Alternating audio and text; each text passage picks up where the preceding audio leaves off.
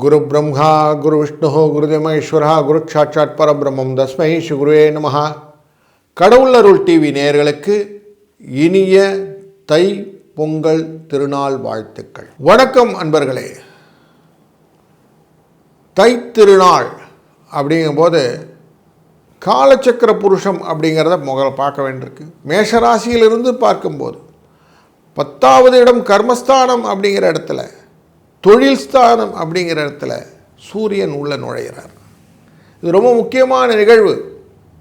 ஏன்னா உத்தராயண புண்ணிய காலம் அப்படிங்கிறது வந்துடும். இன்றைய நாளிலிருந்து தேவர்களின் பகல் பொழுது ஸ்டார்ட் ஆகிடுது. அதனால்தான் தை பிறந்தா வழி பிறக்கும் அப்படின்னு எல்லாரும் உட்கார்ந்துருக்கோம். இப்படிப்பட்ட ஒரு நல்ல நாளில் நல்ல நிகழ்வுகள் எல்லாம் உண்டு. 15ஆம் தேதியே நம்ம தைப்பொங்கல் வச்சுருவோம். அந்த பொங்கல் வைக்கிறதுக்கு நல்ல நேரம் அப்படின்னாக்கா காலையில் 9:45 11 மணி வரைக்கும், வியாழக்கிழமை அன்னைக்கு.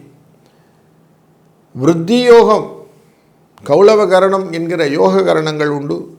ஜேஷ்டா நட்சத்திரம் என்கிற கேட்டையின் நட்சத்திரம், துவாதசி திதி. அன்றைய நாளில் ரொம்ப விசித்தமான நாள். வியாழக்கிழமை குருவாரம் தை பிறக்கிறது. அதனால் எதிர்பாராத நேரத்தில் காத்தோட கூடின மழை வருவதற்கும் இந்த மாத பலனாக உண்டு. நல்ல தொழில்துறையிலே நல்ல ஸ்ட்ரென்த்தாக இன்க்ரீஸ் பண்ணக்கூடிய பிஸ்னஸ் ப்ராப்பர்ட்டி எல்லாம் நிறைய கிடைக்கும். அந்த ஆப்பர்ச்சுனிட்டியெல்லாம் வச்சுன்னு க்ரோத் நிறையா இருக்கும். விருத்தின்னு சொல்லுவாங்க, அப்படி இருக்கும். முக்கியமாக அரசியல்வாதிகளுக்கு அவங்களுக்குள்ள நிறைய குழப்பங்கள்லாம் வரக்கூடிய சூழ்நிலையும் இந்த தை மாதத்தின் பலனாக அமையும். எல்லாருக்கும் தங்கம் வெள்ளியெல்லாம் எப்படி இருக்கும் அப்படின்னு ஒரு கேள்வி உண்டு. இந்த தை மாதத்தில் தங்கம் வெள்ளி மேலும் வளரும். ஏன்னா திருமணங்களில் போன்ற விஷயங்கள்லாம் இருக்கிறதுனால ஏறுமுகம் அப்படிங்கிறது தான் இருக்குது. வக்கரகதியில் குருவேர் இருக்கிறார். அவர் திரும்பி ரெட்ரோகேஷன் முடித்து திரும்பி அதிசாரமாக போனால் தான், நார்மலாக அவர் கடகராசிக்குள்ளே போனால் தான் இறங்கும். அது வரைக்கும் ஏறு தான் செய்யும். அதனால் ஏறுமுகத்தில் தான் இதுவும் இருக்குது. இந்த கேட்டை நட்சத்திரத்திலேருந்து ஆரம்பித்த சந்திரனின் பயணம் கேட்டை நட்சத்திரமாக முடியும். 29ஆம் தேதி தை மாதம் முடியக்கூடியதும் கேட்டை நட்சத்திரத்தான் முடியும். இந்த வருஷம், இந்த மாதம் கும்பரவிக்குள்ளே போகக்கூடிய அந்த காலகட்டம் வரைக்கும் இப்படி தான் இருக்க போகுது. கிரகங்கள் எல்லாம் எங்கெங்கே இருக்க போகுதுன்னு பார்க்கும்போது, சூரிய பகவான் மகர ராசிக்குள்ளே வந்துடுவார். மாதக்கோளான சுக்கிரனும் தொடர்ந்து அவரோட இருப்பார் மகர ராசியில். வருடக்கோளான ராகு கும்பராசிக்குள்ளரையும் கேது சிம்ம ராசிக்குள்ளே இருப்பாங்க. வருடக்கோளான சனி பகவான் மீன ராசியில் இருப்பார். மகர ராசிக்கு அதிபதி அவர் மீன ராசியில் 3ஆம் இடத்துல உட்கார்ந்துருப்பார். ராசியின் 3ஆம் இடத்துல. குரு வக்கரகதியிலே மிதுனத்தில் இருப்பார். தன்னுடைய பார்வையை எங்கே செலுத்துகிறார்? சூரியனின் 2ஆம் இடமான கும்பராசிக்கில் செலுத்துவார். அதுமாதிரி சூரியன் 12ஆம் இடமான தனுசு ராசி மேலேயும் வைப்பார். சூரியன் இருக்கக்கூடிய இடத்துலேருந்து 10ஆம் இடமான துலா ராசி மேலேயும் வைப்பார். செவ்வாய் புதன் இவர்கள் அனைவருமே 2 பேருமே இருக்கக்கூடியது தனுசு ராசியில் இருப்பாங்க. குருவினால் பார்க்கப்படுவார்கள். மாதம் ஆரம்பம் அப்படி தான் இருக்கார். சந்திரன் கேட்டை நட்சத்திரத்தில் இருக்கிறதுனால விருச்சிக ராசியில் அமர்கிறார். இந்த செவ்வாய் அமர்ந்திருப்பது தனுசு ராசியிலிருந்து 4ஆம் பார்வையாக சனி பகவானையும் பார்ப்பார். சனி பகவானுக்கு 3 விதமான பார்வை உண்டு. 3ஆம் பார்வை, 7ஆம் பார்வை, 10ஆம் பார்வை. 3ஆம் பார்வையாக ரிஷபராசியும், 7ஆம் பார்வையாக கன்னிராசியையும், 10ஆம் பார்வையாக தனுசு ராசியும் பார்ப்பார். அதனாலே பல விதத்திலும் நல்ல பலன்களும் செலவுகள் கட்டுக்குள்ளும் இருக்கக்கூடிய சூழ்நிலையை இந்த வாதம் சந்திக்க இருக்கிறோம். முக்கிய நிகழ்வு தை அமாவாசை, வசந்த பஞ்சமி, சூரியனின் ஜெயந்தியான ரத சப்தமி, தைப்பூசம் என்கிற பௌர்ணமி, வடலூரில் ஜோதி தரிசனம், இது எல்லாமே இந்த மாதத்திலே ரொம்ப நோட்டபுளான விஷயங்கள்.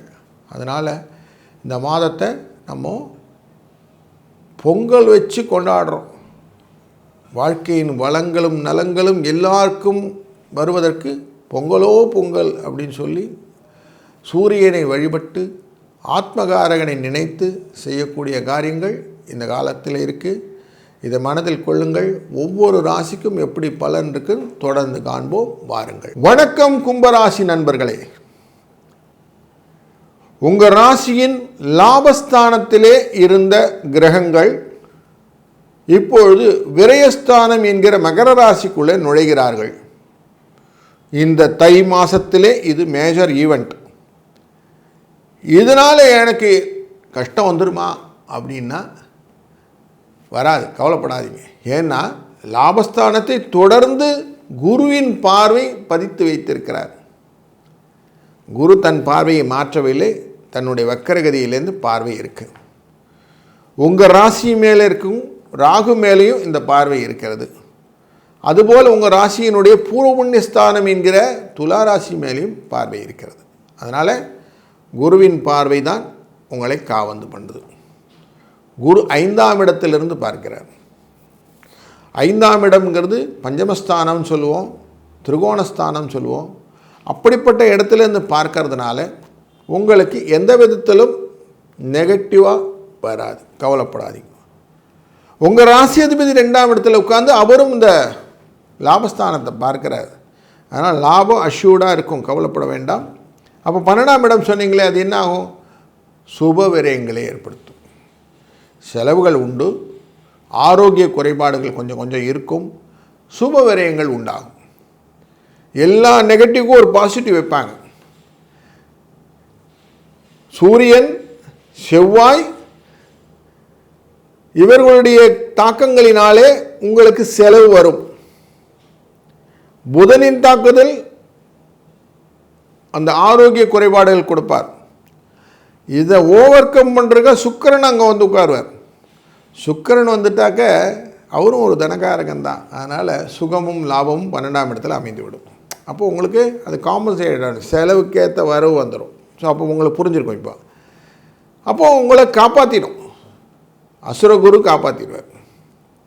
அசுரகுரு காப்பாற்றிட்டார்னு சொன்ன உடனே நமக்கு எப்படி தோன்றது? 7ஆம் இடத்துல இருக்க கேது என்ன பண்ணுவார்னு தோணும். பயத்தை கொடுப்பார், காப்பாற்ற வர மாட்டார், காப்பாற்ற விட மாட்டாருன்னு ஒரு எண்ணத்தை கொடுப்பார், ஆன்சைட்டி. இவர் சொல்லிட்டு போட்டார், நான் படுற அவஸ்தை எனக்கு தானே தெரியும் அப்படின்னு ஒரு கமெண்ட் இருக்கும் இல்லையா? இதுக்கான ஆன்சர் அந்த கேது. இப்படி நம்மளை கொஞ்சம் அலக்கழித்து ஆனால் காப்பாற்றக்கூடிய சூழ்நிலையில் இந்த தை மாதம் இருக்குது. அப்போ அலக்கழிக்காமல் நான் எப்படி பண்ணுறது? நான் எப்படி என்னைய ஃபுல்லாக அந்த பொங்கல் எப்படி வந்ததோ அதே மாதிரி குதூகலத்தோடு நான் சந்தோஷமாக ஆரம்பத்தில் இருக்க மாதிரி கடைசி வரைக்கும் இருக்கணும் அப்படின்றதுக்கு தான்